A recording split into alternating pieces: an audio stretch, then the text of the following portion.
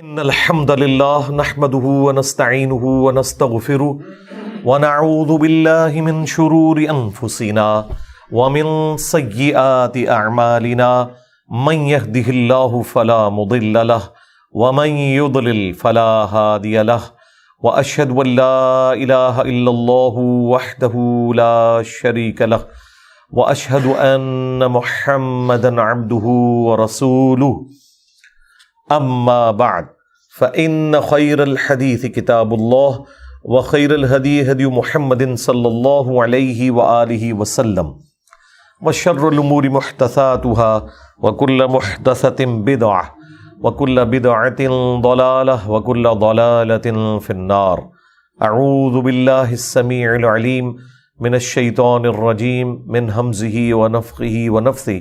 بسم الله الرحمن الرحيم. رب اشرح لي صدري ويسر لي امري واحلل عقدة من لساني يفقهوا قولي. بسم الله الرحمن الرحيم.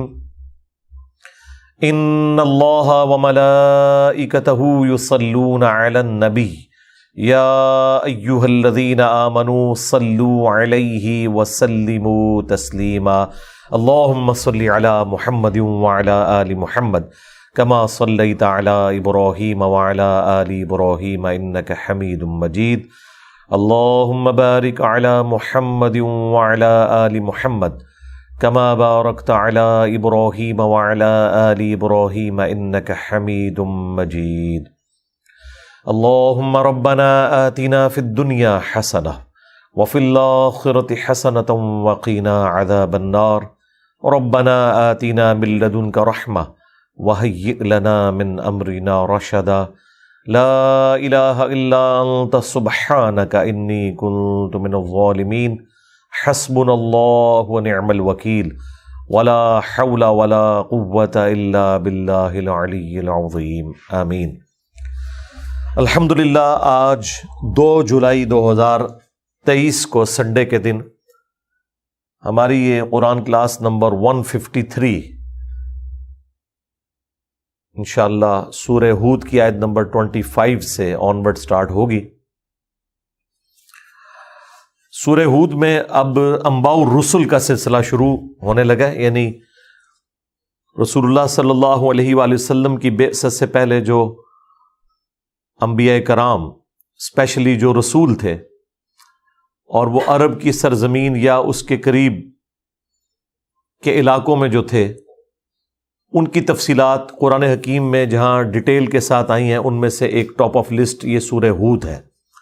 اس کے علاوہ بھی سورۃ الاعراف کے اندر بھی آیا. جہاں تک سیدنا نوح علی نبینا وعلیہ الصلاۃ والسلام کا تعلق ہے، جو انسانیت میں آدم ثانی کہلاتے ہیں، یعنی دوسرے آدم، کہ ان سے پہلے انسانیت تباہ و برباد کر دی گئی. جو اہل ایمان تھے وہ بچا لیے گئے اور باقی لوگ اس طوفان کے اندر غرق ہوئے. تو انسانیت کا سلسلہ ان سے دوبارہ اللہ تعالیٰ نے سٹارٹ کیا. نوح علیہ السلام کے حالات زندگی قرآن حکیم میں بہت زیادہ صورتوں میں آئے ہیں. سورۃ الاعراف کے اندر بھی خود نوح نام کے اوپر بھی ایک سورت موجود ہے. سورہ یونس کے اندر بھی ذکر گزر چکا ہے اور کئی ایک صورتوں میں بھی آئے گا. لیکن سب سے زیادہ تفصیلی حالات قرآن حکیم میں سیدنا نوح علی نبینا علیہ الصلاۃ والسلام کے جس صورت میں آئے ہیں وہ یہی صورت ہے. اب اللہ کا نام لے کے شروع کرتے ہیں سورہ ہود کی آیت نمبر 25 سے. اعوذ باللہ من الشیطان الرجیم. بسم اللہ الرحمن الرحیم. وَلَقَدْ أَرْسَلْنَا نُوحًا إِلَىٰ قَوْمِهِ. اور بے شک ہم نے بھیجا نوح علیہ السلام کو ان کی قوم کی طرف. تو انہوں نے جا کر کیا دعوت دی؟ انی لکم نذیر مبین. بے شک میں تمہارے لیے کھلا ڈر سنانے والا ہوں. اچھا، انبیاء اکرام کا جو منصب ہے بنیادی وہ تذکیر ہی ہوتی ہے، ڈر سنانا ہے. خوشخبری صرف ان لوگوں کے لیے جو بات کو قبول کر لیں. انبیاء کا جو منصب ہے وہ خوشخبریاں سنانا نہیں ہوتا، ڈر سنانا ہوتا ہے. اور اس ڈر کو جو ایکسپٹ کر کے اللہ کا راستہ اختیار کر لیں، ان کے لیے وہ بشیر ہوتے ہیں۔ جو پرائمری دعوت ہے نا، وہ ڈر سنانا ہے، نصیحت کرنا ہے، تذکیر کرنا ہے۔ ہمارے محبوب صلی اللہ علیہ وآلہ وسلم کے لیے بھی سورۃ الانعام کی آیت نمبر 19 میں ہے وَأُوحِيَ إِلَيَّ هَذَا الْقُرْآنُ لِأُنذِرَكُمْ بِهِ وَمَنْ بَلَغَ، اے نبی تم فرما دو کہ یہ قرآن مجھے اس لیے وحی کیا گیا تاکہ اس کے ذریعے میں تمہیں بھی ڈر سنا دوں، اور جس تک یہ کتاب پہنچ جائے اس کتاب کے ذریعے وہ ڈر سنائے گا۔ فَذَكِّرْ بِالْقُرْآنِ مَن يَخَافُ وَعِيدٍ، اے نبی اس قرآن کے ذریعے ڈر سنائیے، نصیحت کیجئے ہر اس شخص کو جو اللہ کی دھمکی سے ڈرتا ہے۔ لہٰذا یہ جو بعض لوگوں کی ڈیمانڈ ہوتی ہے نا، کوئی میٹھی میٹھی باتیں کریں، کوئی جنت کی باتیں سنائیں، کوئی حوروں کی باتیں سنائیں ہمیں، یہ آپ ہر وقت ڈر کیوں سناتے ہیں؟ تو قرآن کی جو بنیادی دعوت ہے وہ ہے ہی ڈر ہے۔ اور جو واقعی اللہ سے ڈر گیا نا، دنیا میں تو کہتے ہیں ڈر گیا تو مر گیا، نہیں، جو ڈر گیا وہ پار لگ گیا، جس نے خدا کو سیریس لے لیا۔ اب دیکھیں یہ انبیاء کرام کی دعوت جب کبھی بھی آئے گی یہ اسی سے سٹارٹ ہوگا کہ جب بھی کوئی پیغمبر آیا تو اس نے یہی کہا کہ میں کھلا ڈر سنانے والا ہوں۔ ڈر کیا ہے؟ کہ تمہیں کسی نے پیدا کیا ہے اور وہ ہستی تم سے قیامت کے دن پوچھے گی جو کچھ تم نے دنیا کے اندر کیا ہوگا، تم اللہ کے حضور اکاؤنٹیبل ہو، اپنی مرضی کی زندگی نہیں گزار سکتے۔ جو دنیا میں اپنی مرضی کی زندگی گزارے گا، آخرت پھر وہ اللہ کی مرضی کی گزارے گا، اور جو دنیا میں اللہ کی مرضی کی زندگی گزارے گا، آخرت پھر اپنی مرضی کی گزارے گا۔ وہ ظاہر ہے جنت میں ہر وہ نعمت ہے جو آپ چاہیں گے، یعنی آپ کی مرضی چلے گی۔ اللہ تعبدوا الا اللہ، اور یہ کہ تم کسی کی عبادت نہ کرو سوائے اس اللہ کے۔ وہی یعنی ڈر سنانے میں اول چیز جو ہے وہ عقیدہ توحید ہے، اور توحید میں بھی صرف یہ توحید نہیں کہ اللہ کو ماننا ہے، اللہ کی بھی ماننی ہے۔ یا یہ الفاظ ہے اللہ تعبدوا الا اللہ، کہ مت پوجو کسی کو سوائے اس کے۔ تو اللہ کی عبادت کرنی ہے، یعنی اللہ کو بھی ماننا ہے اور اللہ کی بھی ماننی ہے۔ وَلَقَدْ بَعَثْنَا فِي كُلِّ أُمَّةٍ رَسُولًا أَنِ اعْبُدُوا اللَّهَ وَاجْتَنِبُوا الطَّاغُوتَ، یہ سورۃ النحل کی آیت نمبر 36 ہے۔ بے شک ہم نے ہر امت میں کوئی نہ کوئی رسول بھیجا اس بنیادی دعوت کے ساتھ کہ عبادت اللہ کی کرنی ہے اور طاغوت کی نفی کرنی ہے۔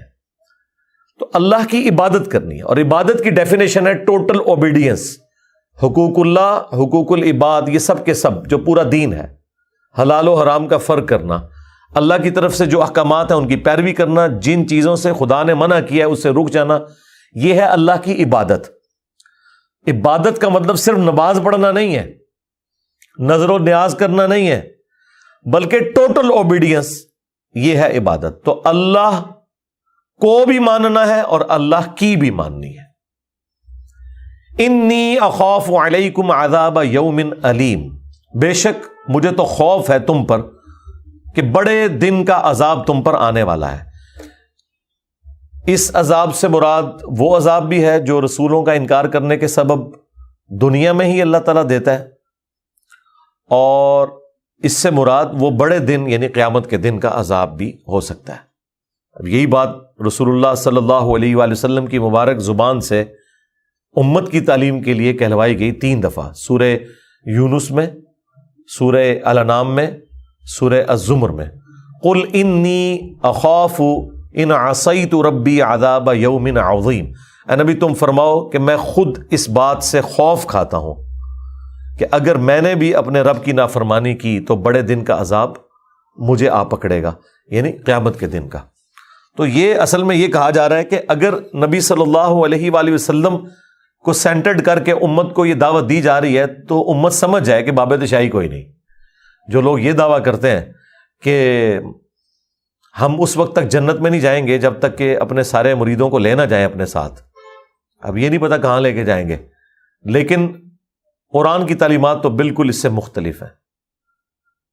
بے شک میں خوف کھاتا ہوں تم پر اس بڑے دن کے عذاب کا۔ فقال الملأ الذین کفروا من قومہ، تو ان کی قوم میں سے جو سردار تھے کفر کرنے والے، وہ کہنے لگے ما نراک الا بشرا مثلنا، کہ اے نوح ہم تو نہیں دیکھتے مگر تمہیں اپنی ہی طرح کا ایک انسان. اور یہ کوئی بات غلط بھی نہیں وہ کہہ رہے تھے. یہاں پہ بعض لوگ ان آیات کو مس یوز کرتے ہیں اور یہ کہتے ہیں یہ دیکھو کافروں کا عقیدہ تھا نبی کو بشر کہنا. تو اگر یہ کافروں کا عقیدہ تھا تو اللہ تعالیٰ نے ان کے کفر کو واضح کیوں نہیں کیا کہ تم لوگ جھوٹ باندھ رہے ہو؟ ایسا تو کبھی نہیں ہوا. سورۃ الفرقان میں آیا کہ یہ کیسا نبی ہے، بازاروں میں چلتا بھی ہے، کھاتا پیتا بھی ہے. تو اس کے جواب میں تو یہ ہونا چاہیے تھا یہ کیا وابیوں والی باتیں کر رہے ہو؟ نہیں، اس کے جواب میں اللہ تعالیٰ نے فرمایا ہم نے کوئی ایسا رسول نہیں پہلے بھیجا جو کھانا نہ کھاتا ہو، جو بازاروں میں نہ چلتا ہو، اور نہ ہم نے ان کے جسم ایسے بنائے تھے کہ وہ ہمیشہ زندہ رہتے. تمام انبیاء کو بھی موت آ گئی. تو یہ ایک ایسی سچائی تھی جس کا ڈینائل قرآن میں نہیں آیا بلکہ اس کی تائید آئی. حتیٰ کہ سورہ بنی اسرائیل میں آیا کہ اگر زمین پر فرشتے آباد ہوتے تو ہم فرشتوں میں پیغمبر بناتے. چونکہ انسان آباد ہیں تو انسانوں میں سے ہی پیغمبر بھیجیں گے. تو یہ کون سا اعتراض ہو گیا کہ یہ بھی ہماری طرح کا ایک انسان ہے؟ بھائی انسان ہے تو تمہارے لیے آئیڈیل ہے نا. اللہ تعالیٰ نے یہ بھی فرمایا کہ اگر ہم کوئی فرشتہ رسول بناتے نا تو پھر یہ کسی اور مغالطے میں پڑ جاتے. اور وہ مغالطہ کیا ہوتا کہ فرشتہ ہمارے لیے آئیڈیل کیسے ہو سکتا ہے؟ اسے کیا پتا کہ پیٹ درد ہو تو کیا تکلیف ہوتی ہے؟ اسے کیا پتا کہ سر درد کی کتنی مشقت ہوتی ہے؟ رزق کمانا کتنا مشکل کام ہے؟ وہی گل آٹا گندنا ہلدی کیوں ہے؟ یعنی اللہ تبارک و تعالیٰ بھی کوئی کام کرے تو کیڑے نکالنے والے اس میں بھی کیڑے نکال لیتے ہیں. تو اس کا حل صرف یہی ہے کہ آپ نے اوبیڈینٹ ہونا ہے. تو یہ ہمیشہ اعتراض وہ کافر کرتے تھے کہ آپ بھی تو ہماری طرح انسان ہی ہے نا. تو بھائی یہ فرق تم نہیں دیکھ رہے کہ ان کو اللہ تعالیٰ نے تمہارے لیے رہنما کے طور پر چنا ہے، ان کے اوپر وہی نازل ہوئی ہے. اور یہ وہی کا نازل ہونا یہ بہت بڑا ڈفرنس ہے. لیکن ہے وہ انسان، جبھی انسانوں کے لیے آئیڈیل ہے. وَمَا نَرَاكَ اتَّبَعَكَ إِلَّا الَّذِينَ هُمْ أَرَاذِلُنَا بَادِيَ الرَّأْيِ. یہ ایک جینون اعتراض بنتا تھا ان کا، کیونکہ سردار جب بول رہے ہیں تو وہ تو کمی کمین لوگوں کو اپنے قریب بھی نہیں آنے دیتے تھے جو ان کی نظر میں چھوٹے سٹیٹس کے یا غریب لوگ ہوتے تھے. دوسرا وہ یہ الزام لگانا شروع ہو گئے نوح علیہ السلام کے اوپر، ایک تو آپ ہماری طرح کے انسان ہیں، دوسرا کہ ہم تو دیکھ رہے ہیں کہ آپ کی پیروی تو نہیں کر رہے مگر ہم میں سے وہ لوگ جو بڑے حقیر اور ذلیل لوگ ہیں. یعنی آپ کی پیروی کرنے والوں میں کوئی بڑے سردار نہیں ہیں، غریب غریب لوگ ہیں جو انبیاء کی دعوت کو قبول کر رہے ہیں. یہ بھی نیچرل چیز ہے. بھائی امیر لوگوں نے کیوں انبیاء کی دعوت کو قبول کرنا ہے؟ غریب بیچارہ پہلے ہی پسا ہوا ہے، دنیا میں اس کے لیے ویسے ہی بڑی مصیبتیں ہیں، آلام ہیں. ایسی صورتحال میں وقت کا پیغمبر جب انہیں ایک امید دلاتا ہے کہ یہ تکلیفیں عارضی ہیں، ختم ہو جائیں گی، ہمیشہ کی زندگی تمہارا مقدر ہوگی، تو غریب کی دنیا تو ویسے ہی ختم ہوئی ہوئی ہے، تو اس کے لیے یہ دعوت ہے بھی سوٹیبل. اسی لیے دیکھیں نبی علیہ السلام کے اوپر بھی غریب غریب لوگ ایمان لے کر آئے تھے، سردار تو نہیں لے کے آئے ایمان. وہ تو آخر میں جب انہوں نے غلبہ دیکھا تو قبول کر لیا. اوورآل سارے غریب ہی لوگ تھے اور انہی کو تکلیفیں بھی اٹھانی پڑیں. وہ جو صحیح بخاری کے اندر کیسر روم اور ابو سفیان کا مکالمہ ہے، جبکہ ابھی حضرت ابو سفیان نے اسلام قبول نہیں کیا تھا، اس میں بھی کیسر روم ان سے پوچھتا ہے کہ بتاؤ کہ نبی کی پیروی کرنے والے امیر لوگ ہیں یا غریب لوگ؟ تو انہوں نے کیا کہا کہ نہیں وہ تو غریب غریب. ان کا ہاں ایسے ہی ہوتا ہے، غریبوں نے قبول کرنا ہوتا ہے. امیروں کو تو یہ ٹینشن پڑ جاتی ہے کہ ہمارا ایک کمپیٹیٹر آ گیا ہے، وہ تو انبیاء کے مقابلے میں کھڑے ہوتے ہیں. آپ دیکھیں قرآن میں جتنی انبیاء کی دعوت آئی ہے نا، سب میں یہ آئے گا کہ قوم کے سردار کھڑے ہو گئے. اچھا سرداروں سے پوچھا جائے کہ تہنوں کی نے بھی کھڑپینچ بنایا، تسی کیوں کھڑے ہو رہے ہو؟ وہ اس لیے کھڑے ہوتے تھے کہ سب سے پہلے ان کی بادشاہ سٹیک پہ لگتی تھی نا، کیونکہ نبی کو جو لوگ فالو کر رہے ہیں وہ اسے صرف اپنا دنیاوی پیشوا نہیں مان رہے، روحانی پیشوا مان رہے ہیں. لہذا جو ان کے فالوورز کی کمٹمنٹ ہے نا، وہ سردار کے انڈر جو لوگ ہیں ان سے بڑھ کر ہوگی. کیونکہ سردار کی تو دولت کی وجہ سے یا اس کے روب کی وجہ سے لوگ اس کی عزت کرتے ہیں. نبی جب اپنی دعوت بلند کرتے ہیں تو ان کی تو لوگ دل سے عزت کر رہے ہوتے ہیں جو ان کی بات قبول کرتے ہیں. تو لہٰذا سب سے زیادہ سٹیک پہ چودراہٹ جس کی لگتی ہے وہ قوم کے سردار ہی ہوتے ہیں, اسی لیے سب سے پہلے وہ سامنے آتے ہیں. فرعون کے سردار جو ساتھ اٹیچ تھے ان کو بھی فرعون کیا کہتا ہے کہ یہ دونوں بھائی اس لیے آئے ہیں تاکہ یہاں پہ حکومت کریں اور تم لوگوں کو ختم کر کے یہ سٹیٹس یہ ویل کرنا شروع کر دیں. اصل میں جو سردار خود لوگوں کا استحصال کر رہے ہوتے ہیں نا, وہ انبیاء کو بھی اسی نظر سے دیکھتے ہیں کہ کل کو انہوں نے بھی ایسے ہی کرنا ہے. اس لیے آپ دیکھیں کہ نبی صلی اللہ علیہ وآلہ وسلم کی اعلان نبوت کے بعد کی زندگی کا اگر آپ فائنینشل سٹیٹس دیکھیں تو وہ بہت کم تھا ایز کمپیئر ٹو اعلان نبوت سے پہلے.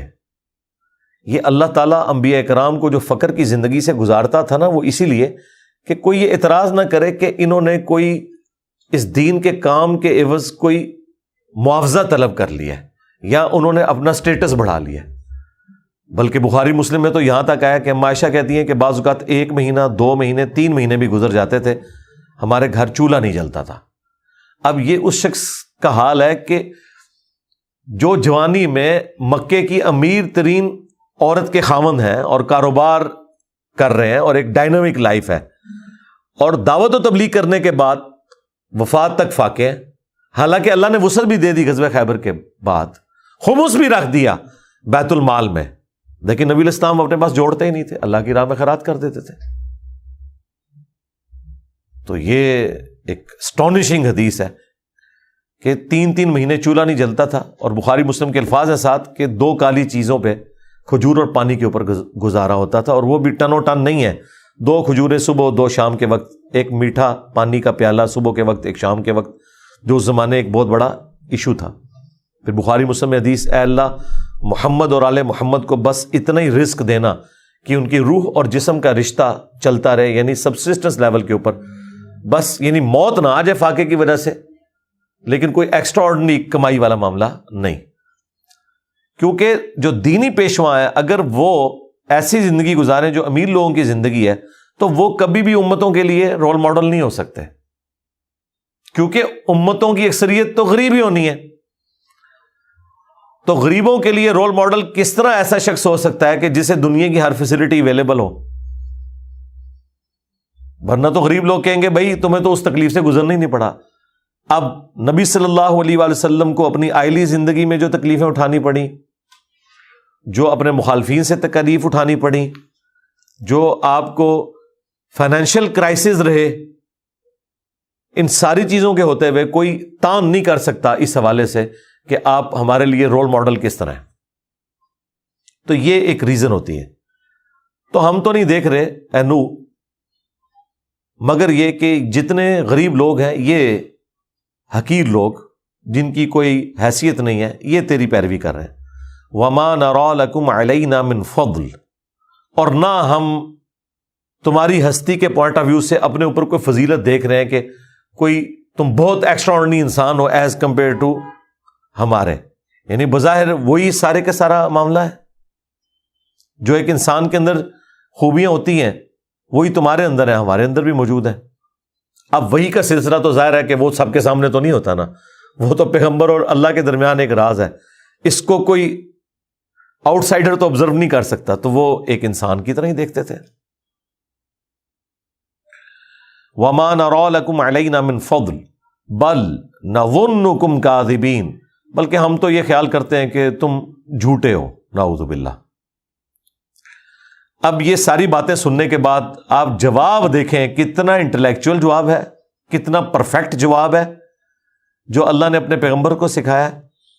بس آپ نے یہ جواب آج بھی جو دین کا دائی اپنے اوپر لگائے گئے الزامات کے عوض یہ جواب دے سکتا ہے تو وہ سمجھ لیں نبیوں کے طریقے کے اوپر ہے. اب مجھے بتانا ہے آپ نے کون سا دائی اس میں فٹ بیٹھتا ہے. ظاہر ہے کہ یہ امت جب نبیوں والا کام کر رہی ہے نا, تو جو لوگ نبیوں سے بڑھ کر عزت اویل کر رہے ہیں اس امت کے اندر, علماء, ظاہر نبیوں نے تو اس طرح کی عزت تو اویل نہیں کی ہے کہ کسی نبی کے اجتماع میں 16 لاکھ بندہ جمع ہو جاتا ہو. رائے گنج میں تو ہوتا ہے, ملتان میں تو ہوتا ہے. تو اس بڑے لیول کی عزت کے اتنے بڑے بڑے مجمع سامنے دیکھے ہوں, یہ تو کسی نبی نے نہیں اویل کی عزت. تو یہ تو اویل کر رہے ہیں نا, پھر اس کے بینیفیشری بھی ہوتے ہیں اس سسٹم کے. تو اگر کوئی دائی نوح علیہ السلام نے جو جواب دیا اپنی امت کو, یا باقی پیغمبر دیتے رہے, یہ نہیں دے رہا, تو وہ یہ کہنا چھوڑ دے کہ میں نبیوں والا کام کر رہا ہوں. نبیوں والا کام کر رہے ہیں اگر آپ ختم نبوت کی برکت سے جو اس امت میں ٹرانسفر ہوا ہے, کنتم خیر امۃ اخرجت للناس, تو پھر بھائی پیٹرن وہی ہوگا. اب سنیں ذرا جواب. قال یا قوم ارأیتم ان کنت علی بینۃ من ربی. نوح علیہ السلام نے کہا کہ اے میری قوم, بلا دیکھو تو اگر میرے پاس روشن دلیل ہو اپنے رب کی طرف سے, وآتانی رحمتا من عندی, اور اس نے مجھے اپنی طرف سے رحمت عطا فرمائی, فعمیت علیکم, اور تم پر یہ چیز پوشیدہ ہے, تم اندھے بنے ہوئے ہو اس حقیقت کو دیکھتے ہوئے, انلزمکموہا وانتم لہا کارہون, تو کیا ہم زبردستی تمہیں ہدایت دے سکتے ہیں, تم پہ یہ چیز مسلط کر سکتے ہیں جسے تم ناپسند کرتے ہو. اب یہ ایک جملہ دیکھیں, اس میں نوح علیہ السلام نے کہیں یہ نہیں کہا کہ دیکھو میں نے فلاں معجزہ کر کے دکھایا. معجزہ تو کوئی بھی نہیں کر کے دکھایا ہوا تھا, اگر دکھایا ہوتا تو نظر آ جاتا. وہ کیا کہہ رہے ہیں کہ میں اپنے رب کی طرف سے رحمت پہ ہوں, اللہ نے مجھے روشن دلائل دیے ہیں اس شکل میں کہ میں نے توحید کا تعارف تمہارے سامنے رکھا ہے جو اللہ تعالیٰ نے وہی نازل کی تھی, اپنے پاس سے اس نے رحمت عطا فرمائی ہے. اس کے باوجود اگر تم اندھے ہو تو ہم تمہیں زبردستی تو ہدایت نہیں دے سکتے. یہ آج تک ویلڈ ہے, آج بھی دائی کو یہ کہنا چاہیے. بلکہ نبی الاسلام کے بارے میں تو اللہ تعالیٰ نے قرآن میں فرمایا کہ اے نبی تم فرماؤ کہ اگر میں گمراہ ہوں تو میری گمراہی کا وبال مجھ پر ہی ہوگا. اندازہ کریں اس لیول کے اوپر, اس کے اوپر میں نے پورا مسئلہ 198 ریکارڈ کرا دیا تھا تفصیلی جب یہ آیات آئی تھی. اے نبی تم فرماؤ کہ بالفرض, یہ بالفرض تو ہم احتراماً لگا رہے ہوتے ہیں نا سمجھانے کے لیے, اگر میں گمراہ ہوں تو میری گمراہی کا وبال مجھ پر ہوگا, اور اگر میں ہدایت پر ہوں تو بسبب اس کے جو اللہ نے قرآن مجھ پر وحی کیا ہے. یہ میں جو ہدایت پہ ہونے کا دعویٰ کر رہا ہوں قرآن کی وجہ سے کر رہا ہوں.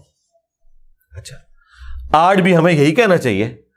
ہم جب کبھی بھی کسی کے سامنے قرآن و سنت کی دعوت رکھیں اور وہ آگے سے کہے کہ نہیں آپ کا تو کوئی مدرسہ نہیں, آپ کی تو کوئی مسجد نہیں, آپ کے تو کوئی مرید نہیں, آپ کی تو کوئی ڈگری نہیں, تو اس کے جواب میں کیا کہا جائے گا؟ یہی کہا جائے گا کہ اگر اللہ تعالیٰ نے مجھ پہ رحمت کی ہے اور قرآن و سنت کی تعلیمات تک مجھے پہنچا دی ہے, اور وہ قرآن و سنت کی تعلیمات جنہیں تم بھی مانتے ہو صرف عقیدے کی حد تک, اس پہ عمل نہیں کرتے, عمل تو بالکل اپوزٹ کر رہے ہو, تو اب بتاؤ اگر تم پر یہ حقیقت آشکار نہیں ہو رہی کہ یہ کتاب و سنت کی دعوت حق ہے, تو تمہارا تو کچھ بھی نہیں ہم کر سکتے. ہم تو زیادہ سے زیادہ تمہیں بتا ہی سکتے ہیں نا, قرآن میں لکھا ہے ایاک نعبد و ایاک نستعین. اس کے باوجود تم نے یا عبد القادر جیلانی مدد کہنا نہیں چھوڑنا, تو ہم یہ گھول کے تو تمہیں توحید نہیں پلا سکتے نا. ہم تو تمہیں بخاری اور مسلم سے نماز کا طریقہ رفع الیدین کے ساتھ سکھا سکتے ہیں, اس کے باوجود تم نے رفع الیدین شروع نہیں کرنا, تو ہم گھول کے تو تمہیں ہدایت نہیں دے سکتے. تو یہ وہ اللہ کی رحمت ہے جو آج بھی اس امت کے اوپر ان لوگوں پہ موجود ہے جو انبیاء کے پیٹرن پر انبیاء کی دعوت ان کی امتوں تک پہنچاتے ہیں, اور ہر زمانے میں ایسے لوگ رہے. اگلا جو کلیم ہے نوح علیہ السلام کا, وہ تو آپ کو بڑی آسانی سے سمجھ آ جائے گا, میں نے تو بچے بچے تک یہ بات پہنچا دی ہے, وہ سن لیں. وَيَا قَوْمِ لَا أَسْأَلُكُمْ عَلَيْهِ مَالًا, اور اے میری قوم دیکھو میں اس تبلیغ کے بدلے میں تم سے کوئی مال طلب نہیں کرتا. یعنی آج کی ڈیٹ میں میری کوئی چندہ بک نہیں ہے, میرا کوئی اکاؤنٹ نہیں ہے جو میں اپنے ویڈیو کے اوپر ڈسپلے کراؤں کہ جی یہ درس سننے کے بعد آپ اس اکاؤنٹ میں اتنے پیسے ٹرانسفر کر دیں. ایسا کوئی نہیں ہے. اب مجھے بتائیں یہ کون کہہ سکتا ہے, کسی ایک بندے کا نام لیں کہ یہ پلانٹ ارتھ پہ فلاں دائی ہے جو اس پہ پورا اترتا ہے, آپ بندوں کے نام لیں ان کے، میں آپ کو بتاتا ہوں اکاؤنٹ نمبر یوٹیوب کے اوپر اویلیبل ہے، اور وہ کیا شاہانہ زندگی گزار رہے ہیں. سب کچھ اسی سسٹم سے انہوں نے حاصل کیا. آج جب ان کو باتیں کرتے ہیں کہتے ہیں نہیں یہ ہماری گاڑیاں تو نہیں، یہ تو تنظیم کی ہیں. دیکھو کیسا انہوں نے، جس کو کہتے ہیں کتے کو حلال کرنے کے لیے. میں وہ کل ایک مولوی کی ویڈیو دیکھ رہا تھا، وہ بکرا ذبح کر رہا اور لوگ خوش ہو رہے ہیں کہ دیکھو جی جماعت کا امیر ہے خود بکرا ذبح کر رہا ہے. میں نے کہا یہ پوری زندگی بکرا خرید نہیں سکتا جو اس کی کوالیفیکیشن ہے، تو بکرا کہاں سے آیا؟ جن گاڑیوں میں یہ گھوم رہا ہے، یہ پوری زندگی، اپنی پوری زندگی کی اپنے باپ کی تنخواہیں جمع کر کے نہیں خرید سکتا. یہ کہاں سے آیا؟ یہ اے میری قوم دیکھو، میں کو مال تو طلب نہیں کرتا اس کے، بس ان اجریہ الا علی اللہ، میرا اجر تو نہیں ہے مگر اللہ کے اوپر. اللہ تعالیٰ مجھے اجر دینے والا ہے. میں اس تبلیغ کے بدلے میں تم سے کوئی مال طلب نہیں کرتا. اس کا جو اجر ہے، اس کا بدلہ ہے، وہ اللہ تعالیٰ مجھے دینے والا ہے. یعنی اس سے مراد ہے جنت میں ہی ملنا ہے. ظاہر ہے انبیاء کرام دنیا میں تو ایک فقر کی زندگی گزار کے جاتے ہیں. اور اب دوسری بات جو انہوں نے اعتراض کیا تھا اس کا جواب دیا جا رہا ہے. وما انا بطارد الذین آمنوا، اور میں اہل ایمان جو ہے میرے ساتھ اٹیچ غریب لوگ، میں ان لوگوں کو اپنے آپ سے دور تو نہیں کر سکتا. صرف تمہیں خوش کرنے کے لیے میں انہیں اپنے آپ سے دور کر دوں، یہ ہو نہیں سکتا. اندازہ کریں اہل ایمان اللہ کے نزدیک کتنے اہم ہے کہ اللہ تعالی کا پیغمبر بھی یہ کہہ رہا ہے کہ اے سردارو، تمہیں خوش کرنے کی خاطر میں اپنے ساتھ جو اٹیچ لوگ ہیں انہیں دور نہیں کر سکتا غریبوں کو. یہ نبی علیہ السلام سے بھی وہ ڈیمانڈ کرتے تھے نا کہ آپ کے پاس غریب غریب لوگ بیٹھے ہوئے ہیں، ہم کدھر آ کے ہمیں لادہ سے ٹائم دیں. ایسا تو نہیں ہو سکتا. اور ایک دفعہ نبی علیہ السلام سے ہو گیا، جب ایک نابینا صحابی آ گئے، آپ نے زبان سے کچھ نہیں کہا لیکن صرف چہرے مبارک کے اوپر ناگواری کے آثار آئے، عبس وتولی. تو اللہ تعالیٰ نے قرآن میں نقل کر دیا. اور اللہ تو کس لیول کے اوپر اتر کے سمجھا رہا ہے. اللہ تعالیٰ فرما رہا ہے کہ جو لوگ آئے ہیں ادھر ٹائم پاس کرنے کے لیے انہیں تو تم تبلیغ کر رہے ہو، اور جو شوق سے آیا ہے اس سے روگردانی کر رہے ہو. دفع کرو ان کو، جائیں جہنم میں. یہ چسکے لینے کے لیے آئے ہیں پھر اٹھ کے چلے جائیں گے. جو اپنے شوق سے سیکھنے آیا نا اس سے تم نے روگردانی نہیں کرنی. سیدھی سی بات ہے. اور یہی طریقہ ہونا چاہیے انبیاء والا. لیکن کیا یہ علماء کے اندر ہے؟ آپ دیکھیں امیر لوگوں کا لنگر بھی لادا ہوتا ہے پیر خانوں کے اوپر. یہ بالکل جھوٹ بولتے ہیں کہ ایک جیسا لنگر کھلاتے ہیں. بالکل آپ کو پتہ ہی نہیں ہے. وہ تو کبھی آپ ان لوگوں کے ساتھ گئے ہو نا، تو آپ جن کو امیر سمجھ کے جا رہے ہوتے ہیں اور وہ آپ کے ساتھ دال روٹی لنگر پہ کھا رہے ہوتے ہیں، وہ ان کی نظر میں امیر نہیں ہوتے ہیں. وہ تو شاہی کوئی نہیں ہوتے. وہ تو امیر ان کو سمجھتے ہیں کہ جو ارب پتی لوگ ہیں. چھوٹے موٹے توڑے جڑے امیر لوگ نے وہ تو انہوں نے نزدیک غریب نے. ان کے ساتھ کبھی آپ جائیں تو ان کا لنگر کا سسٹم بالکل الگ ہوتا ہے، ان کا پروٹوکول بالکل الگ ہوتا ہے. یہ آپ کو سٹیٹس بھی کا فرق بھی نظر آئے گا. امیر لوگوں سے یہ لوگ ہاتھ ملائیں گے تو پوری اسمائل کے ساتھ، اور غریب لوگوں کے ساتھ ملا رہے ہوں گے، کیمرہ ادھر ہے ادھر دیکھ رہے ہوں گے. تکیہ نہیں ہے فوٹو اور کی نہ تو انہوں ننگا کرا تو اڑے علماء نو. ان کا تکبر دیکھا ہے آپ لوگوں نے؟ کبھی کسی بڑے آدمی کے ساتھ بھی انہوں نے یہ اس طرح تصویر کھنچوائی ہے کہ دیکھ رہے ادھر ہوں اور ایسے کر کے سلام لے رہے ہوں؟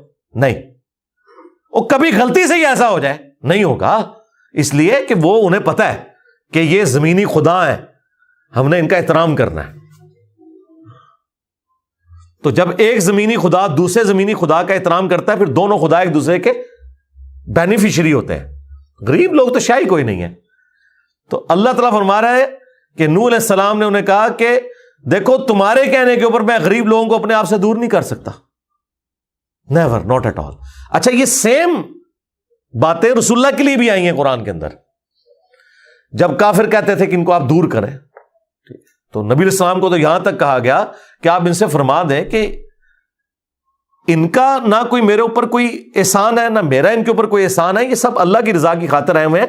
میں کس طرح ان کو اصحاب صفا کو اپنے آپ سے دور کر دوں؟ اور اگر میں ایسا کرتا ہوں اس میں بھی آئے گا میں تو ظالموں میں شمار ہو جاؤں گا. اللہ کے نزدیک مراتب کا فرق اپنی جگہ انبیاء اور امتوں کا، لیکن جو بندہ ایمان لے آتا ہے وہ اللہ کے نزدیک ایکولی اہمیت کا حامل ہے اس اعتبار سے کہ وہ خدا کو رسپانس کرنے والا ہے. نبی کوئی اپنی مرضی سے تو نبی نہیں نہ بن جاتا. نبی کو تو اللہ چوز کرتا ہے تو وہ نبی بنتا ہے نا. وہ اللہ کسی کو بھی چوز کر سکتا ہے, لیکن ونس کوئی ایمان لے آتا ہے تو اللہ تعالیٰ ان کو وہی پروٹوکول دیتا ہے جو انبیاء اکرام علیہ السلام کو اللہ نے پروٹوکول دیا ہوا ہے عزت اور احترام کا. تو اے نبی, یہ حضرت نوح علیہ السلام کے بارے میں آ رہا ہے کہ انہوں نے کہا کہ میں اہل ایمان کو اپنے آپ سے الگ نہیں کر سکتا. انہم ملاقو ربہم, بے شک وہ تو اپنے رب سے ملاقات کرنے والے ہیں. وَلَٰكِنِّي أَرَاكُمْ قَوْمًا تَجْهَلُونَ, لیکن میں تمہیں دیکھ رہا ہوں اے کفار, اے کافروں کے سرداروں, کہ تم لوگ حقیقت سے ناواقف ہو, تم جہالت کی زندگی گزار رہے ہو. وَيَا قَوْمِ مَن يَنصُرُنِي مِنَ اللَّهِ, اے میری قوم مجھے بتاؤ کہ مجھے اللہ سے کون بچائے گا. یہ نوح علیہ السلام کی گفتگو ہے. ان طردتہم, اگر میں اپنے پاس بیٹھنے والے اہل ایمان کو اس طریقے سے دھتکار کے اٹھا دوں یہاں سے, افلا تذکرون, کیا تم اتنا بھی نہیں سوچتے؟ اب مجھے بتائیں, یہ تو انبیاء کا سٹیٹس ہے, اور صوفیاء کہتے ہیں کہ جی جناب نگاہ مار کے مرید ساڑ دیتا. اور مرید کون سا؟ دشمن مرید نہیں, جو وضو کروانے والا. ہاں, اس نے لوٹے کی ٹوٹی قبلہ رخ نہیں رکھی, اور کہتے ہیں کہ عبد القادر جیلانی نے نگاہ ماری اور جلا کے راکھ کر دیا. تو ہم یہ پوچھتے ہیں کہ اگر انہوں نے ایسا کیا ہے, ہمیں تو اس سے کوئی غرض نہیں کہ ہم ان کی طرف سے کوئی جھوٹی صفائی پیش کریں کہ انہوں نے نہیں کیا ہوگا, ہمیں تو کوئی کسی سے انٹرسٹ نہیں ہے. اگر انہوں نے ایسا کیا ہے تو 302 کا مقدمہ ہوتا ہے ان کے اوپر, یہ فضیلت ہے. اور اگر نہیں کیا تو اللہ کے حضور بری ہیں, نہ میری تعریف سے انہیں کوئی اجر ملنے والا ہے, نہ میری برائی کرنے سے ان کا مرتبہ کم ہونے والا ہے. لیکن مجھے یہ بتائیں, جو مرید آپ کو وضو کروا رہا ہے اور اس نے ٹوٹی قبلہ رخ نہیں رکھی, تو یہ کیا کوئی شرعی گناہ ہے جو اس نے کیا ہے؟ اور پھر کہتے ہیں کہ بعد میں انہوں نے لوٹے کی طرف دیکھا تو اس کی ٹوٹی بھی سیدھی کر دی. پہلے ہی لوٹے ال ویکھ لیندے, غصے ہی تھوڑا ٹھنڈا ہو جاتا, بندہ مار دیا. اور یہاں انبیاء یہ کہہ رہے ہیں کہ مجھے اللہ سے کوئی بچا نہیں سکتا اگر میں اپنے ساتھ بیٹھنے والے کسی ایمان والے غریب آدمی کو اپنے سے دور کروں. تو مجھے بتائیں, ان کے جو عبد القادر جیلانی ان آیات کی روشنی پہ انبیاء کے راستے کے اوپر ہے یا شیطان کے راستے کے اوپر ہے؟ یہ خود فیصلہ کر لیں. تو پھر ہم کیوں نہ کہیں کہ مرنے سے پہلے اے مسلمان کر لے اس پہ غور, کتابوں کا خدا اور ہے, بابوں کا خدا اور. اب یہ جو قرآن کی تشریح میں کر رہا ہوں نا, یہ نہ ڈاکٹر اسرار کر سکتے ہیں, نہ ڈاکٹر فرحت ہاشمی کر سکتی ہیں, نہ مولانا ودودی کر سکتے ہیں.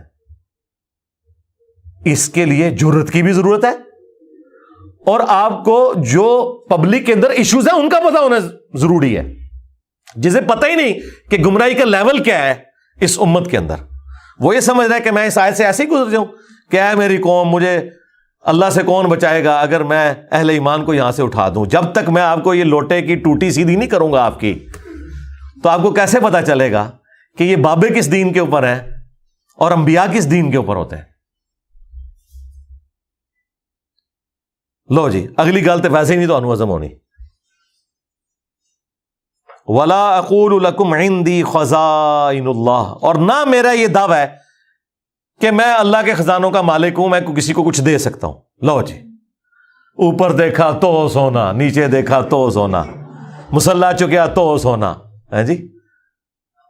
وہ کشف المجموع میں لکھا ہوا ہے کہ علی اجمیری صاحب کہتے ہیں کہ جی میرے پیر بھائی تھے, وہ بتا رہے تھے کہ جی وہ درخت کے اوپر چڑھے تو ہمارے پیر صاحب نیچے, تو وہ کہتے ہیں وہ ان کو حجامت کے لیے پیسے چاہیے تھے, تو بس اللہ کی طرف انہوں نے بس آسمان کی طرف رخ کر کے دعا کی ہے. تو وہ کہتے ہیں جس درخت کے اوپر میں چڑھا ہوا تھا وہ درخت, اس کے ساری ٹہنیاں, اس کے سارے پتے, جڑیں بھی سونے کی ہو گئی. ہاں نا, ہاں, یہ مصباحی صاحب سنا رہے ہیں اور یہ کشف المجموع میں لکھا ہوا ہے, سونا ہی سونا. اور یہاں پہ اللہ تعالیٰ کیا فرما رہا ہے کہ اے نوح تم کہہ دو کہ میں کہیں یہ دعویٰ نہیں کرتا کہ میرے پاس کوئی اللہ کے خزانے ہیں. ولا اعلم الغیب, اور نہ یہ کہ میں غیب جان لیتا ہوں. ولا اقول انی ملک, اور نہ میں یہ دعویٰ کرتا ہوں کہ میں کوئی فرشتہ ہوں. ٹھیک ہے, کیونکہ وہ سمجھتے تھے کہ نبی اس صورت میں ہم سے افضل ہوگا جب وہ کوئی نورانی مخلوق بن کے آئے. یہ کیا ہوا؟ یہ بھی انسان. اب دیکھیں وہ جو آیا تھا نا کہ ما نراک الا بشرا مثلنا، اے نوح ہم تجھے تو اپنی طرح کا ایک انسان سمجھتے ہیں. تو اس کے جواب میں یہ نہیں آیا کہ تانوں کے پتہ میری شانہ.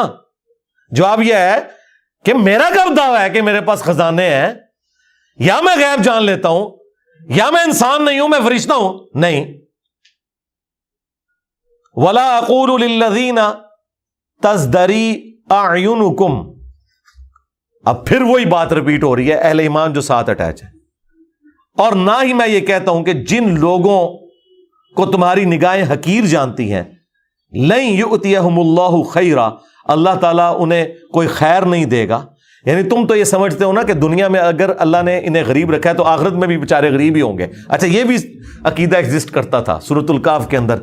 اور جو دو بندوں کی بحث آئی ہے، ایک اللہ کے ماننے والے کی اور ایک دنیا دار کی، تو اینڈ پہ جب وہ دلائل میں فیل ہو جاتا ہے نا تو وہ دنیا دار کہتا ہے کہ اللہ نے تنو اتنے بھی غریب رکھا ہے، منو اللہ نے اتنے بھی دینا ہے. کچھ میرے اندر ویکے ہے نا، اگر آخرت ہوئی تو مجھے وہاں بھی سب کچھ مل جائے گا. یہ بھی ایک سٹیٹس ہوتا تھا لوگوں کے دماغ کے اندر. نہ میں یہ کہتا ہوں کہ جو تمہاری نظروں میں نچلے درجے کے لوگ ہیں اللہ تعالیٰ انہیں کو خیر نہیں دے گا. اللہ اعلم بما فی انفسہم، اللہ خوب جانتا ہے جو ان کے جی میں ہے. انی اذا لمن الظالمین، اور اگر میں ایسا کروں کہ ایسے لوگوں کو اپنے آپ سے دور کر دوں. یا اب یہ ایک ہی آیت ہے، یہ جتنے دعوے کیے ہیں نا، اگر میں یہ سارے کلیم کرتا ہوں تو میں ظالموں میں شمار ہوں گا. اگر میں کہوں کہ میں خزانوں کا مالک ہوں، میں غیب خود سے جان لیتا ہوں، میں فرشتہ ہوں، اور میں ان غریب لوگوں کو اپنے آپ سے اٹھا دوں یہ کہہ کے کہ تسی دنیا چ بھی ذلیل ہوئے ہو، آخرت چ بھی ذلیل ہوو گے، تو میں ظالموں میں شمار ہو جاؤں گا. ایسا کچھ بھی نہیں ہے. یہ سیم آیات اس سے زیادہ سخت انداز میں سورۃ الاعراف کی آیت نمبر 188 نبی الاسلام کے بارے میں آئی ہے.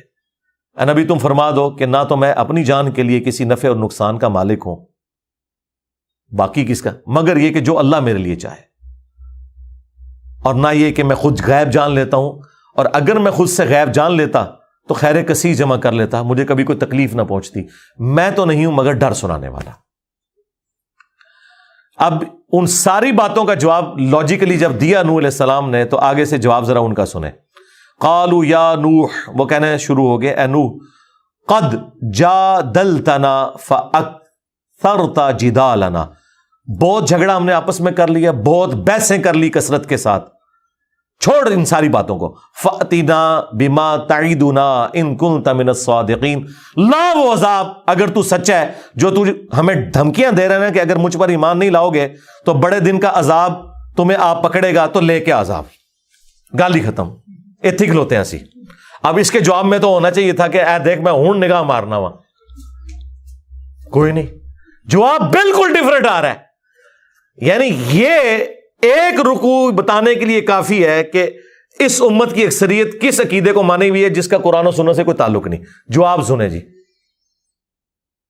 قال انما یاتیکم بہ اللہ ان شاء، وہ کہنا شروع ہو گئے حضرت نوح علیہ السلام کہ دیکھو جو تم مجھ سے مانگ رہے ہو نا کہ عذاب لے آ، وہ تو اللہ ہی لائے گا جب وہ چاہے گا. وما انتم بمعجزین، اور تم پھر اللہ کو عاجز نہیں کر سکو گے. انہوں نے کہا مینوں تے کٹ دیو وچوں، میں کہ تو عذاب لے کے آواں، یہ تو اللہ کا اختیار ہے، جب چاہے عذاب لے آئے. سورہ آل عمران میں بھی آیا، نبی علیہ السلام کی مبارک زبان سے نکل گیا جب آپ کے دانت شہید ہوئے کہ اللہ ایسی قوم کو کیسے ہدایت دے گا جنہوں نے اپنے نبی کا چہرہ خون سے رنگ دیا. یہ بخاری مسلم میں الفاظ موجود ہیں. تو قرآن میں آیا لیس لک من الامر شیء، اے نبی آپ کو کسی چیز کا کوئی اختیار نہیں، اللہ چاہے تو ان کی توبہ قبول کر لے.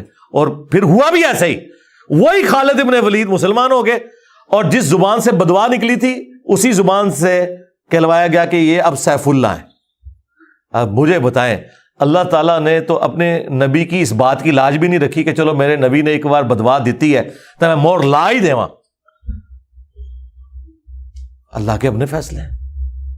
یہاں کہ یہ بدوایا ہوا جی، اے بزرگاں دی مار پی گئی ہے، تو ہن منوں دسو انہاں سارے بزرگاں نو اور انہاں دے منن والے نو کدی مار پئی ہے؟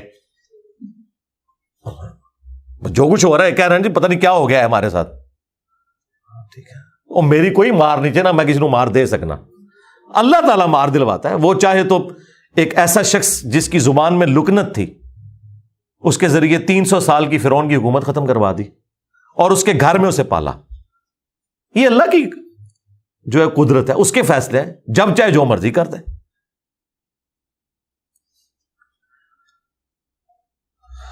وَلَا يَنفَعُكُمْ نُصْحِي إِنْ أَرَدْتُ أَنْ أَنْصَحَ لَكُمْ, اور نہیں فائدہ پہنچائے گی تمہیں میری خیر خواہی اگر میرا ارادہ ہو بھی کہ میں تمہیں کسی طریقے سمجھا دوں. انصح لکم ان کان اللہ یرید ان یغویکم, اگر اللہ ہی نے یہ ارادہ کر دیا ہے کہ تمہیں گمراہ رہنے دینا ہے. ہوا ربکم, وہی تمہارا رب ہے. وَإِلَيْهِ تُرْجَعُونَ, اور اسی کی طرف تمہیں لوٹ کر جانا ہے. دیکھ لیں انبیاء گاڈ اورینٹڈ ہوتے ہیں. یہ ساری باتیں کر کے کہا کہ بھئی میں تو سمجھا رہا ہوں, اگر اللہ نے تمہاری قسمت میں یہ گمراہی لکھی ہوئی ہے نا, اب یہ نہیں نبی علیہ السلام کہہ رہے کہ تمہیں میری مار وگ گئی ہے کہ تسی میری توہین کی تھی. نہیں, ان کا بھائی اللہ کے فیصلے ہیں, چاہے گا تو ہدایت دے دے گا. میں نے تو کوشش کر لی. جو آج بھی ہم کہتے ہیں یار ہمارا کام تو صرف قرآن سے, بخاری مسلم سے حوالہ دینا ہے, ماننا ہے مانو, نہیں ماننا جاؤ جہنم میں. ٹھیک ہے, اور لوگوں کو برا لگتا ہے. اب یہاں پہ بھی دیکھیں, وہ سیدھا سیدھا کہہ رہے ہیں کہ اگر اللہ تعالیٰ نے تمہارے لیے یہ طے کر دیا ہے کہ تم نے گمراہ ہی مرنا ہے تو مر جاؤ گمراہ, میرا کیا لے رہے ہو, خود جہنم میں جاؤ گے, تم نے اللہ کے پاس ہی جانا ہے. ام یقولون افترا, اب روئے سخن ایک آیت کے اندر دوبارہ سے مشرکین عرب کی طرف آیا کہ یہ کافر کہتے ہیں کہ یہ نبی نے قرآن خود گھڑ لیے. قل ان افتریتہ فعلی اجرامی, اے نبی فرماؤ کہ اگر یہ قرآن میں نے خود گھڑا ہے نا تو اس جرم کا وبال بھی مجھ پہ ہی ہوگا. وَأَنَا بَرِيءٌ مِّمَّا تُجْرِمُونَ, اور میں بری الذمہ ہوں ان گناہوں سے جو تم کر رہے ہو. دیکھیں اللہ کا تو سٹائل ہی بات کرنے کا اور ہے. ویسے یہ انتہائی گستاخانہ آیات ہیں قرآن میں اس طرح کی جتنی ہے نا, جو ادھر صوفیت کی ڈاکٹرن ہے. اب مجھے بتائیں, یہ جواب ہونا چاہیے تھا کہ اے نبی تم فرماؤ کہ اگر میں نے اللہ پہ جھوٹ باندھا ہے تو اس جرم کا وبال بھی مجھ پہ ہی ہوگا. وہ کہیں گے توبہ توبہ کر یار, مطلب نبی کس طرح کہہ سکتا ہے کہ میں جھوٹ بنے ہے. بھائی سمجھانے کے لیے ہر لیول پہ اترنا پڑتا ہے. لوگ کہتے ہیں نا باتیں کہاں سے آ جاتی ہیں, جب گمراہیاں آتی ہیں نا تو باتیں آتی ہیں. جب تم کہو گے نا کہ بابے نے سمندر روکا ہوا ہے تو اللہ تعالیٰ اپنے کسی بندے کے دماغ میں ڈالے گا کہ کوئی بڑے سے بڑا انسان ہو اپنا پیشاب بھی نہیں روک سکتا, کیونکہ یہ سمندر روکنے والی بات جب آئے گی تو یہ بات آئے گی. حضرت ابوبکر صدیق کے دماغ میں یہ بات کہاں سے آئی؟ قرآن و حدیث میں تو کہیں نہیں لکھی تھی کہ جو محمد کی عبادت کرتا تھا جان لے محمد مر چکے. قرآن میں تو نہیں لکھا ہوا تھا یہ, اور نہ کسی صحابی نے حضور کی عبادت کی تھی. یہ اللہ نے ان کے دماغ میں ڈالا کہ یہ کیا ہے. اس کی وجہ یہ ہے کہ جیزس کرائسٹ کو لوگوں نے خدا بنایا, کہیں محمد رسول اللہ دوسرے جیزس کرائسٹ نہ بن جائے.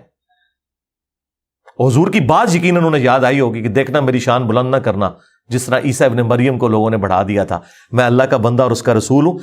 اسی کو ایلبریٹ کر دیا حضرت ابوبکر صدیق نے انتہائی گستاخانہ خطبے میں, انورٹڈ کاماز کے اندر, ان کی نظر میں. وہ ہمارے استاد مولانا ساق صاحب کہتے تھے نا, او پائی جدو توحید بیان کریں گے تو آٹومیٹکلی گستاخی ہو جائے گی. کیوں؟ تم نے توحید کو گستاخی سمجھا ہوا ہے, تمہاری نظر میں تو آٹومیٹکلی گستاخی ہو جائے گی نا. تو یہ گستاخی تو ہونی ہے, کیونکہ توحید کا تو مطلب ہی ہے کہ اختیار اللہ کے پاس ہے, مخلوق کچھ نہیں کر سکتی. پھر عجیب و غریب نا انہوں نے نا وہ مت اور عجیب و غریب واقعات مشہور کیے ہیں لوگوں کے جذبات کے ساتھ کھیلنے کے لیے.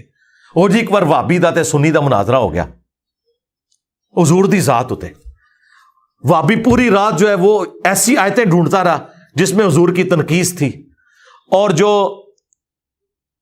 سنی جو ہے وہ نبی الاسلام کی شان ڈھونڈتا رہا. تو صبح جناب مناظرے میں جب دونوں اکٹھے ہوئے, انہیں پوچھا ہاں تو راتی کے کردہ رہے؟ سرکار میرے سامنے گلا کرو میں تھن پنا تھوڑے بابیاں دا بابا آ گیا دنیا تے ہن. ٹھیک ہے, میں انہوں دساں کہ میں ابوبکر صدیق دا خطبہ ڈھونڈتا رہا تے منو پتہ لگے کہ میں ابوبکر آر نبی نو مننا وا یا ابو جہل آر مننا. تو دس ابو جہل تو کنوں ڈھونڈتا رہا قرآن چکے کٹدا رہا, اور نبی کی شانیں جو تم قرآن سے نکال رہے ہو ان شانوں سے کس کو انکار ہے؟ کیا نبی کی شان کا مطلب یہ ہے کہ نبی خدا کا بیٹا بن جائے گا؟ عیسیٰ ابن مریم جیسی شان قرآن میں کسی کی نہیں آئی ہے, کسی پیغمبر کی نہیں. لیکن اللہ نے کہا کہ اگر اللہ ارادہ کرے عیسیٰ کو، ان کی ماں کو، سب کو ہلاک کر دے، اللہ کا کوئی کیا بگاڑ لے گا؟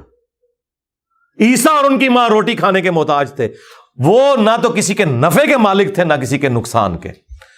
یہ اس شخص کے بارے میں آ رہا ہے جس کو کہا اللہ نے وجیہن فی الدنیا والآخرہ ومن المقربین، اور معجزات ایسے جو کسی پیغمبر کو نہیں دیے گئے، مردوں کو زندہ کرنا اللہ کے اذن سے، مٹی کی مورت بنا کے پھونک مارنا اور اس کا پرندہ بن جانا، یہ معجزہ کسی پیغمبر کو نہیں دیا گیا، کسی پیغمبر کو۔ لیکن سینٹرڈ کر کے انہی کو اللہ تعالیٰ نے سامنے رکھا کہ یہ فرق ہے بھائی انبیاء میں اور خدا میں۔ پھر اسی طریقے سے چیزیں بیان ہوتی ہیں۔ وہ جی پھر مناظرے سے پہلے جب پوچھا تو وابی نے کہا ہاں جی میں تو یہی آیتاں لفظ رہا، تو انہوں نے کہا بس دیکھ لے کون نبی دی شان ڈھونڈتا ہے تو کون تنقیص ڈھونڈتا ہے۔ اگر کسی کا یہ عقیدہ ہے کہ توحید بیان کرنے سے نبی کی تنقیص ہوتی ہے تو یہ بلیم وہ کسے دے رہا ہے؟ اللہ کو۔ انہوں نے انبیاء کو منی گاڈ مانا ہوا ہے اور اولیاء کو منی رسول مانا ہوا ہے۔ یہ میرا ایک جملہ ہزاروں کتابوں پہ بھاری ہے، یعنی آپ ہزاروں گمراہیاں ایک کتاب میں جمع کریں نا اور آپ اس کی وجہ پوچھیں نا تو یہ ہے کہ یہ نبیوں کو منی گاڈ مانتے ہیں اور اولیاء کو منی رسول مانتے ہیں، بس یہ وہ فرق ماننے کے لیے تیار ہی نہیں ہے، چونکہ قرآن تو پڑھا ہی نہیں ہے۔ اب ان ساری باتوں کے ہوتے ہوئے مجھے تو صبح شام ان کے اوپر قنوت نازلہ پڑھنی چاہیے، لیکن میں سمپل کہتا ہوں کہ مرنے سے پہلے اے مسلمان کر لے اس پہ غور، کتابوں کا خدا اور ہے، بابوں کا خدا اور۔ کتابوں کے خدا اور بابوں کے خدا میں یہ فرق ہے کہ جو بابوں کا خدا ہے نا بس وہ خدا بڑا بھائی اور نبی چھوٹا بھائی، بس اتنا فرق ہے۔ لیکن کتابوں کا خدا یہ کہتا ہے کہ خدا خدا ہے، مخلوق مخلوق ہے۔ لیکن یہ باتیں اب کون کرے؟ یہ جب باتیں آپ نہیں کریں گے دماغ کوئی نہیں کھلیں گے۔ توحید تو اتنے عرصے سے بیان ہو رہی تھی، لیکن توحید کا مطلب توہین رسالت لیا جاتا تھا۔ ہم نے توحید بیان کی ہے نا، آئے نا کوئی سامنے، میرے پاس تو سیدھا بھائی چھوڑ دو تم شان رسالت کی بات، چشتی رسول اللہ اشرف تھانوی رسول اللہ پارٹی کیسے کر سکتی ہے؟ کبھی نہیں کر سکتی۔ تمہارے بزرگوں نے اپنے ناموں کے کلمے پڑھائے، تمہیں کوئی حق ہی نہیں پہنچتا، تم تو نبی کا دفاع کر ہی نہیں سکتے۔ نبی کا دفاع کا حق تمہارے پاس سے نہیں ہے، اس کے کاپی رائٹ سب انجینئر صاحب کے پاس ہیں۔ ہاں یہ رائٹس ہم آپ کو نہیں دیں گے۔ توحید بھی یہاں سے بیان کریں گے اور رسالت بھی، صحیح جو رسالت کا کانسیپٹ ہے وہ یہیں سے بیان ہوگا۔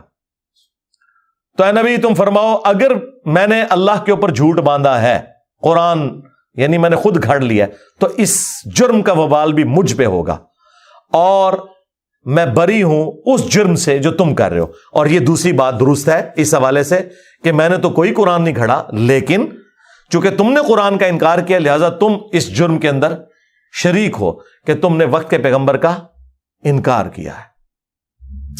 دیکھیں جی قرآن حکیم اپنے عقائد اور نظریات کے اندر بالکل ایک ننگی تلوار ہے، زیرو ٹالرنس ہے۔ اگر کسی شخص کو انبیاء کا سٹیٹس نہیں پتا، انبیاء کرام کی ذمہ داری، ان کے مراتب نہیں پتا، اور وہ اپنے زوم میں انبیاء کرام کے ساتھ چیزیں منسوب کیے ہوئے ہیں، تو عقیدت اور جذبات کی بنیاد کے اوپر ایسے عقائد منسوب کرنا، سب سے پہلے انبیاء کرام اس سے اعلان برات کرتے گے۔ نبی علیہ السلام تو دنیا میں بتا کے چلے گئے کہ میری شان کو اس طرح بلند نہ کرنا جس طرح لوگوں نے جیزس کرائسٹ کی شان کو بلند کیا تھا۔ میں اللہ کا بندہ اور اس کا رسول ہوں، مجھے اللہ کا بندہ اور اس کا رسول کہنا۔ اب یہ کہنے کی ضرورت کیوں پڑی ہے؟ اسی لیے پڑی ہے کہ آپ کو پتا تھا کہ انبیاء کرام کی ہستیاں اللہ تعالیٰ کی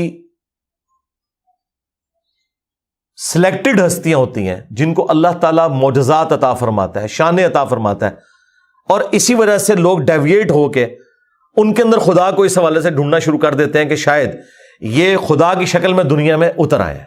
اور آج دیکھ لیں تقریباً 75 کروڑ کے قریب ہیں پروٹیسٹنٹ جو حضرت عیسیٰ کو اللہ مانتے ہیں۔ 75 کروڑ، جی اتنے بریلوی دیوبندی نہیں ہے دنیا میں جتنے پروٹیسٹنٹ ہیں۔ اور اللہ کیا کہہ رہا ہے؟ لقد کفر الذین قالوا ان اللہ هو المسیح ابن مریم، بے شک وہ لوگ کفر کر رہے ہیں جو یہ کہہ رہے ہیں کہ اللہ ہی عیسیٰ ابن مریم ہے۔ قل فمن یملک من اللہ شیئا، اے نبی ان سے فرماؤ کہ اللہ کا کوئی کیا بگاڑ لے گا؟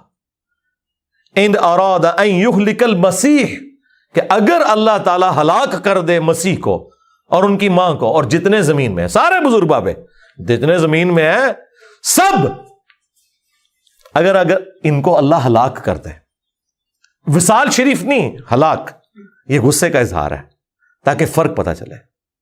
یعنی اگر آپ یہ دیکھیں، یہ ووکیبلری کا جو استعمال ہے یہ اسی لیے تاکہ آپ کے دماغ کھولے جائیں. اور یہ اللہ کہہ سکتا ہے، بندے نہیں کہہ سکتے. سرکار اللہ نے کسے کہا ہے؟ فرشتوں کو کہا یا ہمیں کہا ہے؟ ہمیں کیوں کہا ہے؟ کہ ہم نے اسی طریقے سے آگے بات کرنی ہے. نبی کو کہا گیا قل فمن یملک من اللہ شیئا، اے نبی ان سے کہیں جب کوئی بھی عیسیٰ ابن مریم کے بارے میں یہ بات کرے تو ان سے کہو کہ اللہ کا کوئی کیا بگاڑ لے گا. تو یہ پوری امت کے لیے. اور حضرت ابوبکر صدیق نے تو ہمارا مسئلہ ہی آسان کر دیا. 8 جگہ حدیث آئی ہے بخاری میں اور 4 جگہ تفصیلی. من کان یعبد محمدا فان محمدا قد مات، دیکھو جو بھی تم میں محمد کی عبادت کرتا تھا جان لے کہ وہ مر چکے. اللہ اکبر. وصال شریف نہیں، شہید شریف نہیں، وفا شریف نہیں، فان محمدا قد مات. ومن یعبد اللہ، اور جو کوئی اللہ کی عبادت کرتا تھا وہ جان لے فان اللہ حی لا یموت، کہ بے شک اللہ تعالیٰ زندہ ہے، اسے کبھی موت نہیں آئے گی. تو یہ بات یاد رکھیں، یہ بڑا سینسٹیو ایشو ہے.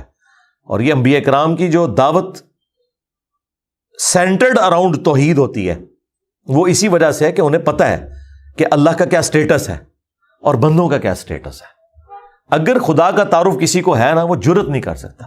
مجھے بتائیں ایک عام انسان جس میں تھوڑا سا ایمان ہے، کیا وہ اپنی عبادت کروا سکتا ہے؟ کیا وہ اپنے سامنے کسی کو جھکا سکتا ہے؟ کیا وہ یہ دعویٰ کر سکتا ہے کہ سارے بزرگوں کی گردنوں پہ میرا پاؤں ہے؟ ہاں. تو یہ قصیدہ غوثیہ میں پڑھتے ہیں، گولڈا شریف ہر جمعے کو پڑھا جاتا ہے، لوگ کھڑے ہو کے شوق سے پڑھتے ہیں، سبحان اللہ بھی کہتے ہیں سننے والے. اور دوسری طرف یہ کہتے ہیں کہ جی اللہ کا جتنا کوئی بڑا بندہ ہوتا ہے اس میں اتنی عاجزی پائی جاتی ہے. میں نے تو پلانٹ ارتھ پہ اتنا تکبر نہیں دیکھا کہ کوئی شخص یہ کلیم کرے کہ تمام اولیاء کی گردن پہ میرا پاؤں ہے. کتنا بڑا جملہ ہے. یہ تو حضرت ابوبکر، عمر، عثمان و علی نے کبھی صحابہ کے بارے میں نہیں بولا. تو یہ کہتے ہیں کہ عبد القادر جیلانی نے فرمایا. ہم کہتے ہیں اگر انہوں نے کہا ہے تو وہ قرآن و سنت کے تو بالکل خلاف ہے، اور اگر انہوں نے نہیں کہا تو بری ہیں. نہ ہم ان کی طرف سے جھوٹا دفاع کرتے ہیں کہ انہوں نے نہیں کہا ہوگا. پہلے ہم کسی زمانے میں کرتے تھے، اب مجھے کسی سے کوئی ہمدردی نہیں. سیدھی سی بات ہے. اللہ سے ڈر لگتا ہے کہیں ان میں سے کسی نے کام ڈالا ہو تو اللہ تعالیٰ منو کہ تو ادھر بڑھ گیا سائے تنو کیڑی چیز مجبور کرتی سی. دیکھیں ہمیں جو چیز مجبور کرتی ہے نا دفاع کرنے پہ، وہ ان ہستیوں کا دفاع ہے جن کے پیچھے قرآن و سنت کھڑے میں، یعنی صحابہ اہل بیت، انبیاء کرام. ان کے بعد ہمیں نہیں پتا کہ کس نے کام ڈالا ہے اور کس نے واقعی دین کی خدمت کی ہے. ٹھیک ہے، کیونکہ کئی لوگ جن کو ہم اچھا سمجھتے تھے، ہمیں اتھینٹک نالج سے پتا چلا کہ انہوں نے بھی کام ڈالا ہے. یعنی یہ جو پچھلے 100 سال کے اندر ہے ان کی تو قلم کی سیاہی بھی نہیں ابھی خشک ہوئی بھی ہے. تو بات یہ کہ اللہ سے ڈر جائیں، قرآن و سنت پہ آ جائیں. وہ غامدی صاحب سے کسی نے پوچھا نا کہ جی وہ قرآن میں تو لکھا ہے تو وہ فلاں بزرگ یہ کہہ گئے. انہوں نے کہا جی اللہ تعالیٰ مجھ سے یہ نہیں پوچھے گا کہ فلاں بزرگ یہ کہہ کے گئے تھے تو نے کیوں نہیں مانا. اللہ مجھ سے یہ پوچھے گا کہ قرآن میں یہ لکھا ہوا تھا، جو قرآن تیرے پاس آیا تھا تو نے اس کو مانا تھا کہ نہیں. اب مجھے بتائیں میرے پاس قرآن آیا تو میں یہ کہوں گا کہ فلاں نے یہ کہا ہوا ہے، میں تو اس کا پابند ہوں. جب اللہ میرے پاس آیا ہوا ہے، قرآن آنے کا مطلب ہے اللہ آ گیا، سنت آنے کا مطلب یہ ہے کہ نبی علیہ السلام خود آئے ہیں میرے پاس. ان کے ہوتے ہوئے میں نے کسی بزرگ کے قول کے ساتھ مجھے کوئی ہمدردی ہے یا میں نے مطلب ان کی بزرگی بچانے کی خاطر ان کے باطل عقائد و نظریات کا کوئی دفاع کرنا ہے؟ نہیں.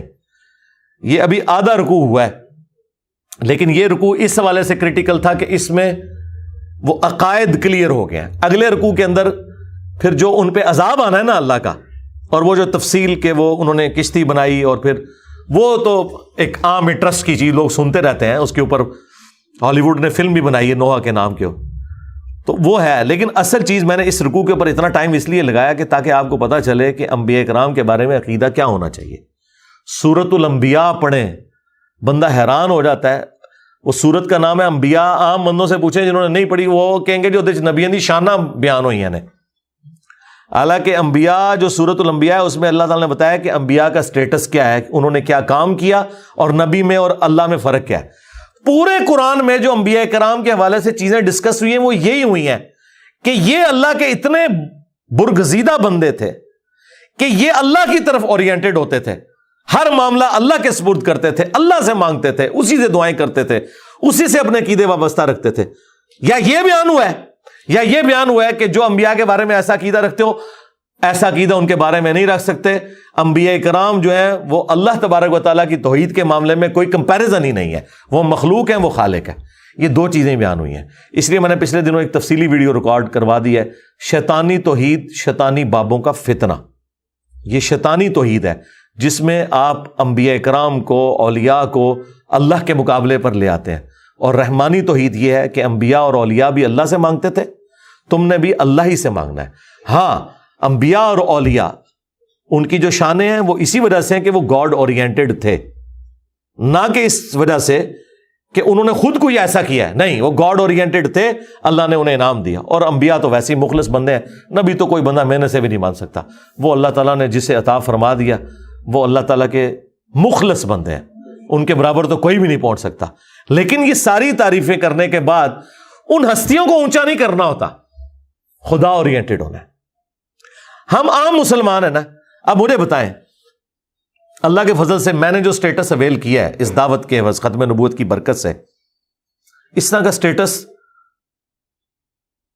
انسانی ہسٹری میں بڑے کم لوگوں نے اویل کیا ہوگا۔ لیکن مجھ سے اگر کوئی آ کے پوچھے، میرے سامنے کوئی جھکنے کی کوشش کرے، میرے پاؤں کو ہاتھ لگانے کی کوشش کرے، تو میں فوراً ڈر جاتا ہوں کہ یار یہ خدا کیا سوچے گا میرے بارے میں، مجھے آخرت کی۔ اب مجھے بتائیں، یہ جو بابے اپنا چٹواتے رہے ہیں، یہ پاؤں والا سلسلہ اور جو کچھ یہ کرواتے رہے ہیں، ان کو تو پھر خوف خدا بھی کوئی نہیں تھا۔ وہ ڈاکٹر ذاکر نائک کہہ رہے ہیں، میں ایئرپورٹ پہ اترا نا، تو ایک عورت کوئی پروفیسر تھی، بوڑھی خاتون، تو اس نے مجھے پہچان لیا اور ہندو تھی۔ وہ دوڑتی ہوئی آئی اور میرے گھٹنوں کو ہاتھ لگا، کہتی آپ تو بھگوان ہیں۔ تو کہتی میں نے کہا استغفر اللہ، توبہ توبہ۔ میں کہا ایتھے کو بابا ہوگا نا صوفی، اور گلے بھی لا لینا سی جنانی نو۔ ہاں، یہ مواحد کا ہی حوصلہ ہے کہ اس سے کوئی اونچا کرے اور کہ بھائی نہ نہ نہ پیچھے۔ اور یہ کتنی مزیدار یوں دستانے پہن کے چمواتے رہتے ہیں، ہاتھ گھنٹوں بیٹھے رہتے ہیں، نذرانے بٹورتے رہتے ہیں۔ جو ان کے سامنے اونچا ہاتھ باندھ کے لوگ کھڑے ہوتے ہیں، جس طرح خدا کے سامنے کھڑے ہوئے ہیں، اس طرح ان کو تو مر جانا چاہیے۔ میں کہتا ہوں زمین پھٹے یہ اندر چلے جائیں، ان کو توحید کی ہوا بھی نہیں لگی ہوئی ہے۔ یہ کوئی بزرگ نہیں ہے جن کے آپ روب بیان کرتے رہے، یہ شیطان کے ایجنٹ ہیں دنیا میں، یہ طاغوت ہے۔ خدا کے نمائندے دنیا میں وہ ہیں کہ ذرا سی کوئی ایسی بات ہونے لگے وہ پیچھے ہٹ جاتے ہیں، اوہ توبہ توبہ۔ ایک صحابی مسند احمد میں حدیث ہے، حضور کو کہہ رہے ہیں یا رسول اللہ ما شاء اللہ و شئت، جو اللہ چاہے اور جو آپ چاہیں۔ یار صحابی نے تو کبھی شرک کا سوچا بھی نہیں۔ حضور کیا کہہ رہے ہیں؟ اجعلتنی للہ ندا، ہوئے تو نے مجھے اللہ کے مقابلے پہ کھڑا کر دیا۔ بل قل ما شاء اللہ وحدہ، بلکہ کہے جو اکیلا چاہے۔ اس کے اوپر نبی علیہ السلام کو جواب بڑے اچھے طریقے سے دیا جا سکتا تھا آج کا اگر کوئی بریلوی ہوتا کہ یا رسول اللہ آپ اللہ کے بندے ہیں، وہ اللہ۔ میرا کہنے کا مطلب یہی تھا کہ جو اللہ چاہے اس کے بعد جو آپ چاہیں، کوئی دوسری بات ہی نہیں بھائی۔ حضور کو پتا تھا، کیونکہ نبی علیہ السلام کو اللہ کا خوف تھا۔ جسے اللہ کا خوف ہوتا ہے نا، جو گاڈ اورینٹڈ ہوتا ہے، اس سے پتہ ہی معاملہ کتنا سینسٹیو ہے۔ اللہ تعالیٰ کس قسم کی توحید چاہتا ہے اپنے بندوں سے۔ جن لوگوں کو توحید کا تعارف نہیں ہے نا، وہ آپ کو یہ سارے کرتب کرتے ہوئے نظر آئیں گے اور اتنے بڑے بڑے دعوے کرتے ہوئے نظر آئیں گے۔ دعویٰ جس نے کر دیا نا کہ میں کر لواں گا، ٹھیک ہے، ہاں یہ آپ دعویٰ کر سکتے ہیں کہ انشاءاللہ میری اتنی پریکٹس ہے کہ میں سینچری مار لوں گا، یہ آپ کر سکتے ہیں۔ خدا سے متعلق کوئی دعویٰ کہ آخرت کسی کی آپ سنوار سکتے ہیں، یہ دعویٰ کرنا شرک ہے۔